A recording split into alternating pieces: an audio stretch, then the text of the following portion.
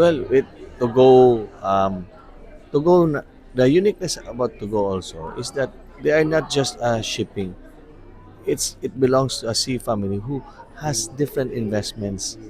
Let's say, for example, lang, the challenge here is that with the opening of SMX and SM Arena, wherein we mentioned already that we are promoting Cebu as a SMICE destination.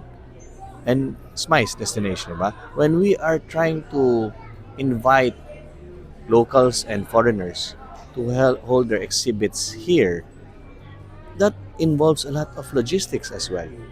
Now, if they are able to pull together all the resources and just have one department to handle all the needs.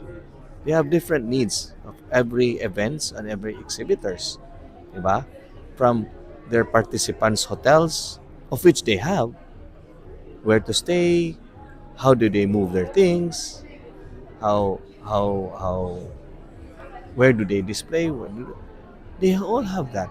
If they can do that, and it can be done because Cebu is so small and they have all their investments here already, then it will eventually level up also Cebu as a SMICE destination. So in short, are you requesting a parang package na Concierge, okay, one point person, para lahat na yung ease of address. doing business. Yes. Yes, because of course, like all of us wants just to talk to one person. We don't want to like a pinball wherein you talk to this one, to this one.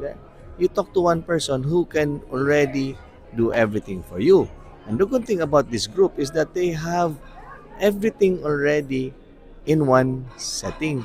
They just need some point person to be the point person to their each of their investments. And if this will be grant and approved, so this is the first time na natin aming Yes, services yes, for yes. And it would be easier for us to also promote Cebu. For us in the Cebu Chamber, the government trying to invite, and especially Chairman Pato of promoting the sports tourism here. Diba? So that would very much easier. Rather, it would move things faster, lesser effort.